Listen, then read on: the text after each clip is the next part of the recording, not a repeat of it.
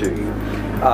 We always try to recommend, it has been our experience, JW, that what we want to do is put our clients in a position where they're not in contact with the property owners at all. Right. So we pick select states like Arizona and Florida where there is a tax collector or county treasurer that provides some bit of insular protection.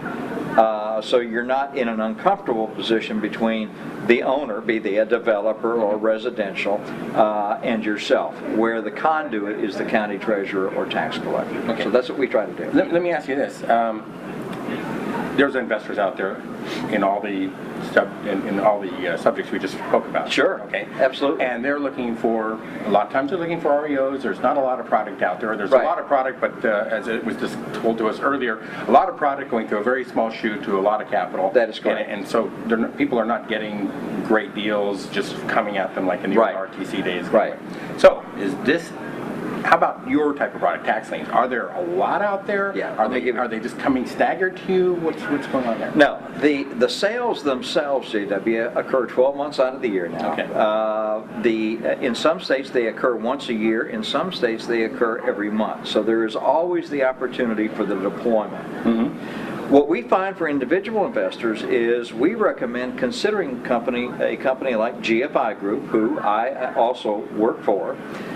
They have created a secondary market platform. If you have a finite amount of money, let's just say $100,000 that you want to deploy in Florida tax liens, the Florida market, JW, is dominated by the institutional investors. They tend to get most of it because they have... There's a bidding process. There is a bidding process. It's a bidding process. You don't just buy it out. That's right. You don't just buy it outright. So that's one obstacle, is the limitation of cash to compete with these multi-million-dollar investment and hedge funds are now participating in this process. Mm-hmm. The other barrier sometimes is that you as a local investor may not want to...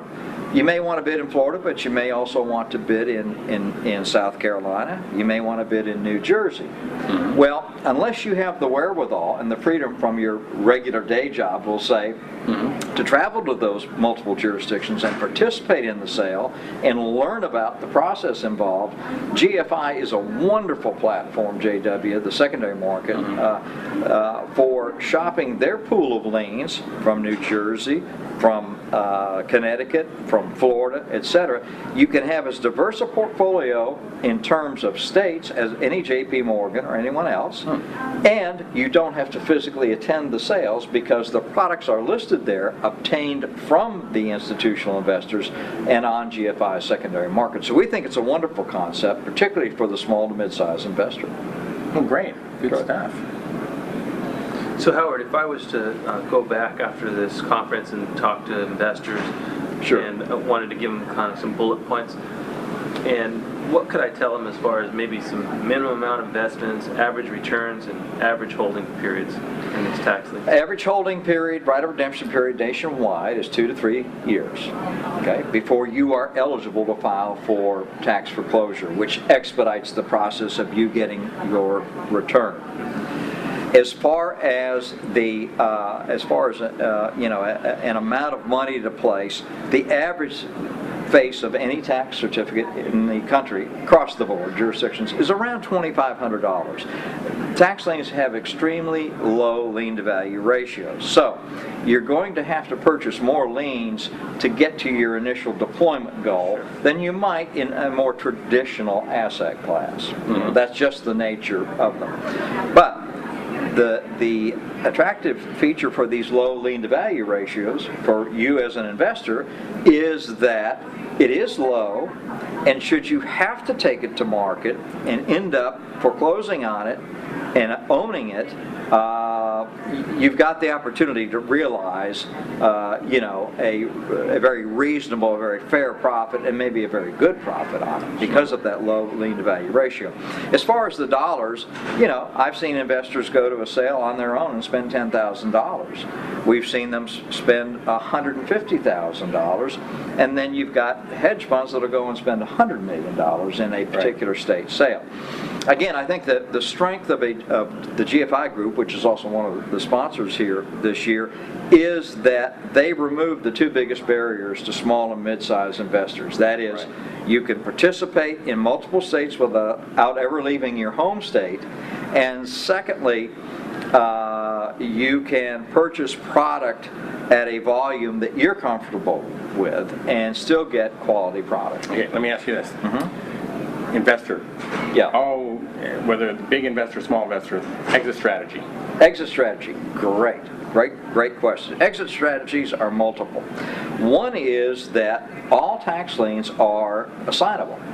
So that if you buy a tax lien in Florida and you find someone, and say you bought it in Palm Beach, and 2 years hence you find someone that is looking for an aged Florida tax certificate, you can simply, the two of you, have that transaction certified, is the term that the state of Florida uses, by the local tax collector in the county where you purchased it, and for a fee of $2.25, assign that certificate with all rights of redemption to that person.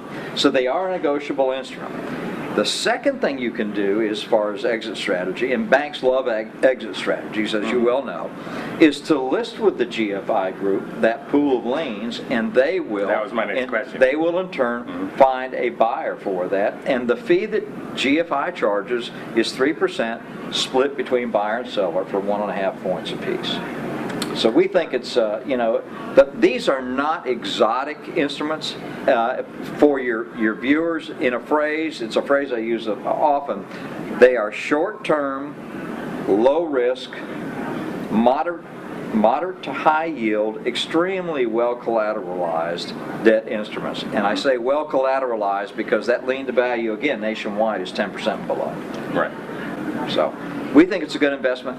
That's what my company has specialized in for some, I've been in this business for 33 years now, but it is an asset class that is always going through a state of evolution and is now being considered along with other asset classes, more traditional, more mainstream, and that's a good thing. That's a good thing. Opens up the audience. Well, Howard, we're very happy that you, thank you took the time to JW. speak with us Thank today. you. I really appreciate it. Sure. Again, you're just go ahead and say the name of your company. Distressed Real Estate Consulting Services, Inc. Okay. And our website, if I may, Please. is www.drecsinc.com. And we would love to hear from your listeners. Oh, that's To great. guide them through the process. Anyway, this is Howard Liggett, everybody, and I really appreciate you speaking Thank to you, us today. JW. I really appreciate very it. much. Yeah, thank you, Leonard. Yes, you're welcome. Yes. Anyway, we're here with Howard Liggett, and today we're at the Distressed Real Estate Summit. Thank you very much, Ryan, and we're out. Thanks a lot, Leo, and I'm JW Nigerian. Goodbye.